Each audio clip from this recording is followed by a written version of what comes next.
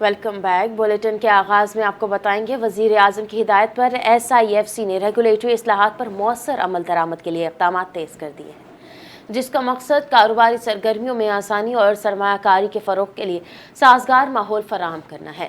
SIFC کی جانب سے جاری اقدامات کے تحت غیر ضروری قواعد، کاغذی کارروائی اور پیچیدہ تقاضوں کا جائزہ لے کر انہیں آسان یا ختم کیا جا رہا ہے، جس سے کاروباری افراد اور اداروں کو درپیش مشکلات کم ہونے کی توقع ہے۔ ریگولیٹری اصلاحات کے نتیجے میں دفتری رکاوٹیں کم کرنے، لائسنسنگ کے عمل کو آسان بنانے اور کاروبار شروع کرنے میں حائل غیر ضروری مشکلات دور کرنے پر توجہ دی جا رہی ہے۔ SIFC کے مطابق اصلاحات کاروباری اداروں پر انتظامی بوجھ اور آپریشنل اخراجات کم کرنے میں بھی معاون ثابت ہو رہی ہے، جبکہ مختلف اداروں کے درمیان مؤثر رابطہ کاری کے ذریعے قواعد و ضوابط کو مزید آسان اور شفاف بنایا جا رہا ہے۔ SIFC پاکستان میں سرمایہ کاری دوست ماحول کے قیام اور معاشی سرگرمیوں کے فروغ کے لیے کلیدی کردار ادا کر رہا ہے۔ نائب وزیر اعظم محمد اسحاق ڈار 24 سے 28 اگست تک برطانیہ کا سرکاری دورہ کریں گے۔ ترجمان دفتر خارجہ کے مطابق دورے کے دوران نائب وزیر اعظم برطانوی وزیر خارجہ FCDO کے وزیر مملکت برائے پاکستان اسٹیفن ڈائیوی اور برطانوی حکومت کے دیگر سینئر ارکان سے ملاقاتیں کریں گے۔ خبر دیں گے پیپلز پارٹی کے چیئرمین بلاول بھٹو زرداری نے آزاد جموں کشمیر میں موسلا دھار بارشوں کے باعث ہونے والے قیمتی جانی اور مالی نقصان پر گہرے افسوس کا اظہار کیا۔ بلاول بھٹو زرداری نے بارشوں کے باعث مختلف حادثات میں اپنے پیاروں کو کھونے والے خاندانوں سے دلی تعزیت اور ہمدردی کا اظہار کیا۔ بلاول بھٹو زرداری نے ہدایت کی کہ متاثرہ خاندانوں کو فوری امداد، ریسکیو، رہائش اور طبی سہولیات کی فراہمی یقینی بنائی جائے۔ ان کا مزید کہنا تھا کہ شدید بارشوں کی پیشگوئی کے پیش نظر ہنگامی تیاریوں کو مزید مؤثر بنانے کی ضرورت ہے۔ پیپلز پارٹی چیئرمین نے پارٹی عہدیداروں اور کارکنوں پر زور دیا کہ وہ بارش سے متاثرہ علاقوں میں امدادی سرگرمیوں میں بھرپور کردار ادا کریں۔ بلاول بھٹو زرداری نے دعا کی کہ اللہ تعالیٰ آزاد جموں و کشمیر سمیت ملک بھر کی عوام کو ہر قسم کے نقصان اور مشکلات سے محفوظ رکھے۔ ہر سال 23 اگست کو یوم نیلا برڈ تحریک آزادی کشمیر کے ایک اہم سنگ میل کے طور پر منایا جاتا ہے۔ 17 اگست 1947 کو ریڈ کلف ایوارڈ کے تحت گرداسپور کے بھارت کے حصے میں آنے والے بھارت کو کشمیر تک زمینی راستہ مل گیا۔ 23 اگست 1947 کو نیلا برڈ میں کشمیری مسلمانوں، سیاسی کارکنان اور سابق فوجیوں کا اہم عوامی اجتماع منعقد ہوا۔ محض 23 برس کی عمر میں سردار محمد عبدالقیوم خان نے نیلا برڈ سے ڈوگرا ظلم اور جبر کے خلاف مزاحمت کا علم بلند کیا۔ فرزند مجاہد اول سردار عتیق احمد خان نے مطابق نیلا برڈ سے تحریک آزادی کشمیر کی جدوجہد کا آغاز ہوا اور ریاست پاکستان سے الحاق کا مطالبہ کیا گیا۔ سابق صدر آزاد کشمیر سردار محمد عبدالقیوم خان کے مطابق نیلا برڈ پر ڈوگرا فوج کے حملے کے دوران کشمیریوں نے بہادری سے مقابلہ کیا۔ یوم نیلا برڈ کشمیریوں کی آزادی کی جدوجہد اور قربانیوں کو فراموش نہ کرنے کے عزم کی تجدید کا دن ہے۔ امیر جماعت اسلامی پاکستان حافظ نعیم الرحمان نے پیٹرولیم لیوی کے معاملے پر 12 ربیع الاول کے بعد ملک گیر شٹر ڈاؤن ہڑتال کا اعلان کر دیا۔ لاہور میں پریس کانفرنس کرتے ہوئے انہوں نے کہا، ہماری جدوجہد بہترین انداز میں آگے بڑھ رہی ہے۔ حکومت کو پیٹرولیم مصنوعات کی قیمتوں میں کمی کرنی پڑے گی۔ آٹا مافیا اور چینی مافیا کی موجودگی میں ملک ترقی نہیں کر سکتا۔ کسانوں کو سستی کھاد نہیں مل رہی۔ ہمارے پیسوں سے سرکاری افسران بڑی بڑی گاڑیاں چلاتے ہیں۔ مزید کہا، 12 ربیع الاول کے بعد ملک گیر شٹر ڈاؤن ہڑتال کریں گے۔ اب مذاکرات ایسے نہیں ہوں گے کہ آپ کہیں دھرنا ختم، ہم مان لیں۔ دھرنا کب ختم ہوگا؟ جب حکومت ہمارے مطالبات عملی طور پر مانے گی۔ انہوں نے کہا، ہم شیڈول کے مطابق دھرنے چلا رہے ہیں۔ کل خواتین نے حکومتی پالیسیوں کے خلاف عدم اعتماد کا اظہار کیا۔ جنگی حالات میں بھی حکمرانوں نے عوام کی پیٹرول بم گرائے۔ مافیاز نے حکومت کے ساتھ مل کر 7,65,000 ٹن چینی درآمد کی۔ ایران کی سپریم نیشنل سیکیورٹی کونسل کے سیکریٹری محسن رضائی کا کہنا ہے کہ ایران پر حملوں کے ساتھ ٹرمپ کی حماقتوں نے دنیا بھر میں ممالک میں ایٹمی ہتھیار حاصل کرنے کی خواہش کو بڑھا دیا ہے۔ ایرانی خبر رساں ایجنسی کے مطابق محسن نقوی نے کہا ہے کہ خواہش میں ہے کہ خاص طور پر تب اضافہ ہوا جب ممالک نے دیکھا انٹرنیشنل اٹامک انرجی ایجنسی اور جوہری عدم پھیلاؤ کے معاہدے کی رکنیت امریکہ کی جانب سے حملوں کو روکنے میں غیر مؤثر رہی ہے۔ انہوں نے مزید کہا کہ ٹرمپ نے جوہری سلامتی کے بجائے جوہری عدم تحفظ پیدا کیا ہے۔ ایران نے تمام بین الاقوامی حفاظتی اقدامات کو قبول کیا ہے۔ ان کے مکمل تعمیل کی ہے۔ ایران NPT کا رکن ہے اور معائنے پر بھی رضامند ہوا۔ ایران واحد ملک ہے جو ایٹمی ضوابط کی پاسداری میں دیگر ممالک سے آگے ہے۔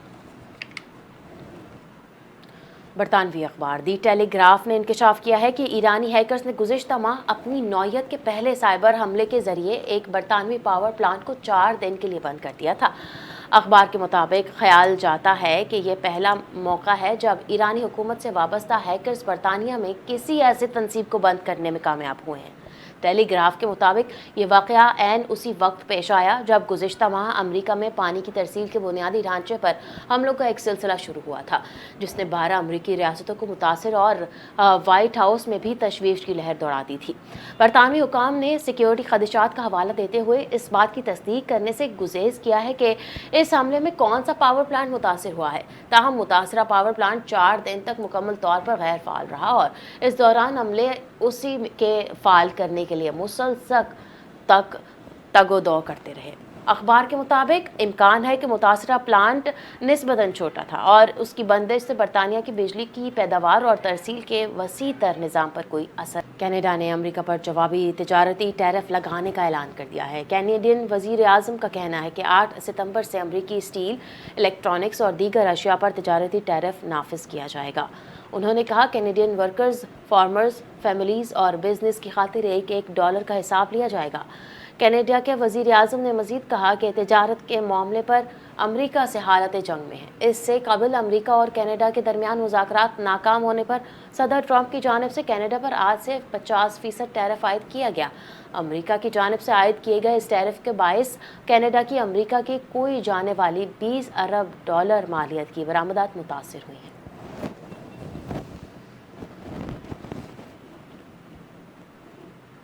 سابق امریکی وزیر دفاع نے خبردار کیا ہے کہ ایران کے خلاف چھیڑی گئی معاشی جنگ سے امریکہ کو کوئی خطرہ خواہ کامیابی نہیں ہوا۔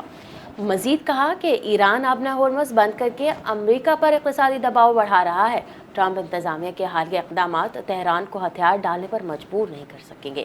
انہوں نے ٹرمپ انتظامیہ کو مشورہ دیتے ہوئے کہا کہ امریکہ کو زیادہ دباؤ کی پالیسی کی بجائے تہران کے ساتھ سفارتی راستہ اختیار کرنا چاہیے۔ امریکی فوج کے سابق افسر نے کہا کہ ٹرمپ انتظامیہ کی جانب سے ایران کو غذا اور طبی سامان کی راہ میں رکاوٹیں ڈالنا جنگی جرم ہے۔ وزیر اعظم اسحاق ڈار کی زیر صدارت کابینہ کمیٹی برائے نجکاری کا اجلاس ہوا، جس کے دوران پہلے مرحلے کی ڈسکوز، فیسکو، گیپکو اور آئسکو کی تنظیم نو کے منصوبے کی منظوری دے دی گئی۔ تفصیلات کے مطابق اجلاس میں فیصلہ کیا گیا کہ ڈسکوز کے اثاثے حکومتی ملکیتی کمپنی پاور ہولڈنگ کمپنی کو منتقل ہوں گے۔ تنظیم نو کا منصوبہ اسکیم آف ارینجمنٹ کے ذریعے نافذ کیا جائے گا۔ بریفنگ کے دوران بتایا گیا کہ scheme of arrangement securities and exchange commission میں جمع کروایا جائے گا۔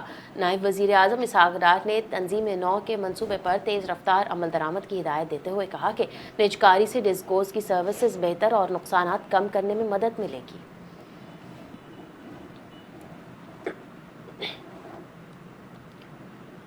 پاکستان کے تاریخی، ثقافتی اور قدرتی ورثے کے لیے بڑی پیش رفت سامنے آئی ہے۔ یونیسکو نے پاکستان کے 12 تاریخی اور ثقافتی مقامات کو عالمی ورثے کی عارضی فہرست میں شامل کر لیا، جس کے بعد پاکستان کے عارضی عالمی ورثے کے مقامات کی مجموعی تعداد 37 ہو گئی ہے۔ یونیسکو کی عارضی فہرست میں شامل ہونا عالمی ورثے کا باقاعدہ درجہ حاصل کرنے کی جانب ایک اہم ابتدائی قدم سمجھا جاتا ہے۔ نئے شامل کیے گئے مقامات میں گندھار اور بدھ مت کا ورثہ، مغلیہ دور کی تعمیرات، صحرائی قلعے اور مقامی ثقافات نمایاں طور پر شامل ہیں۔ خیبر پختونخوا کے ضلع چترال کی وادی کیلاش سمیت مزید مقامات کو فہرست میں شامل کیا گیا، جبکہ سندھ کے کوٹ ڈیجی، ناوکوٹ، عمرکوٹ کے تاریخی قلعے بھی عالمی ورثے کی عارضی فہرست کا حصہ بن گئے ہیں۔ پنجاب کے پھروالا قلعہ، روات قلعہ اور سلطان مقرب خان کا مقبرہ بھی فہرست میں شامل کیا گیا ہے۔ پاکستانی ثقافتی ورثے کی عالمی سطح پر اس شناخت سے قومی ورثے کے تحفظ، سیاحت کے فروغ، مقامی معیشت اور پاکستان کی ثقافتی سفارتکاری کو مزید تقویت ملنے کی اسلام آباد اور راولپنڈی میں مونسون بارشوں نے ایک بار پھر تباہی مچا دی ہے۔ جڑواں شہروں میں مجموعی طور پر 70 ملی میٹر سے زائد بارش ریکارڈ کی گئی۔ محکمہ موسمیات کے مطابق اسلام آباد کے سید پور میں सबसे ज़्यादा 85 मिलीमीटर बारिश रिकॉर्ड की गई, जबकि गोलड़ा और PMD में 75, बोकड़ा में 52 मिलीमीटर बारिश हुई।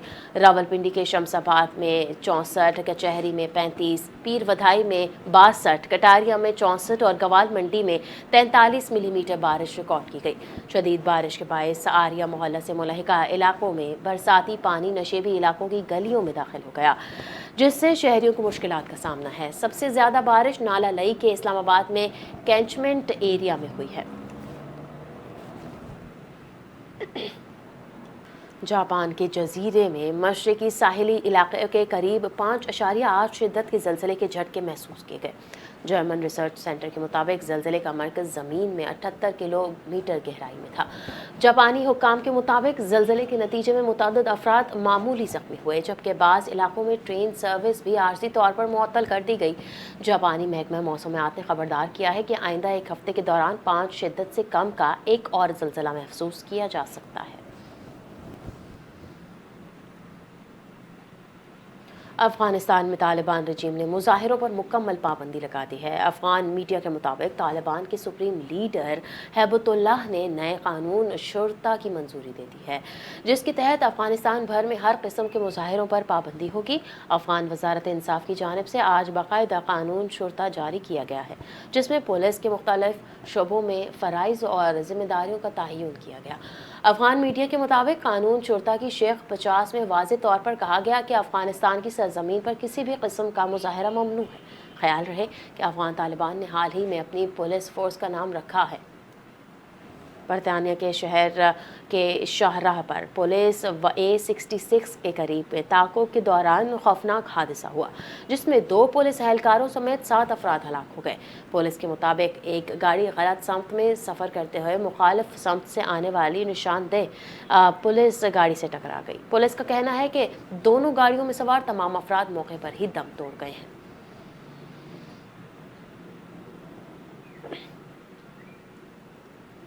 चीनी रोबोट ने दुनिया के तेज़ तरीन इंसान जमैकन एथलीट यूसेन बोल्ट की तेज़ रफ्तारी का आलमी रिकॉर्ड तोड़ दिया है। चीनी मीडिया के मुताबिक चीनी कंपनी के तैयार करदा ह्यूमैनाइटेड रोबोट लाइटनिंग ने 100 मीटर का फासला 9.32 सेकंड में तय करके इंसानी आलमी रिकॉर्ड तोड़ दिया। रोबोट की कारकर्दगी ने दुनिया के तेज़ तरीन इंसान का खिताब हासिल करने वाले जमैकन एथलीट यूसेन बोल्ट के 9.58 सेकंड के आलमी रिकॉर्ड को पीछे छोड़ दिया। ह्यूमैनाइटेड रोबोट ने हफ्ते से शुरू होने वाले दूसरे वर्ल्ड ह्यूमैनाइटेड रोबोट गेम्स के तैयारी के मरहले के मुकाबले में 14.5 मीटर की फ़ी सेकंड की ज़्यादा से ज़्यादा रफ्तार हासिल की है।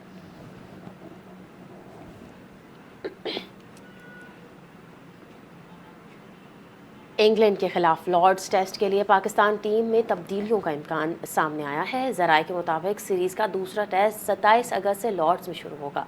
लंदन पहुंचने के बाद कंडीशंस को मद्देनज़र रखते हुए प्लेइंग 11 को हतमी शक्ल दे दी जाएगी। लीड्स टेस्ट में इनिंग्स और 101 रन्स के बाद बड़े मार्जिन से शिकस्त के बाद टीम मैनेजमेंट प्लेइंग 11 में तब्दीलियों पर गौर कर रही है और इस हवाले से wicket keeper batter Mohammad Rizwan को आराम दिए जाने का इम्कान है।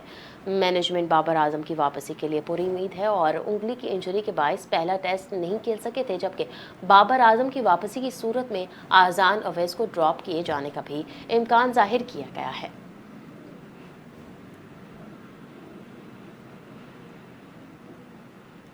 मज़ीद बताएं। FIH हॉकी वर्ल्ड कप में पाकिस्तान ने 16 साल बाद पहली कामयाबी हासिल कर ली। नीदरलैंड में जारी वर्ल्ड कप में पाकिस्तान ने 9वीं से 16वीं पोजीशन के क्लासिफिकेशन मैच में जापान को 3 के मुकाबले में 4 गोल से हरा दिया। ख्याल रहे कि Pakistan team world cup trophy की दौड़ से पहले ही बाहर हो चुकी है। 8 साल बाद 2026 के वर्ल्ड कप के क्वालिफाई करने वाली पाकिस्तान हॉकी टीम को इब्तदाई 3 मैचेस में कामयाबी हासिल नहीं हुई और वो दूसरे राउंड से बाहर हो गई थी।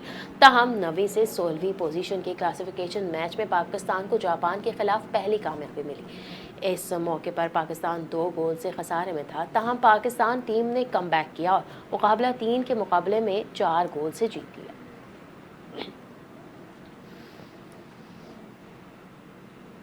بینکاک میں ایشین کرکٹ کونسل کے اجلاس میں پاکستان کو بھارت کے خلاف اہم کامیابی مل گئی۔ بینکاک میں محسن نقوی کی زیر صدارت اجلاس میں ایشین کرکٹ کونسل کے ڈائریکٹرز کے انتخاب میں پاکستان اور بھارت کے حمایت یافتہ پینل آمنے سامنے تھے۔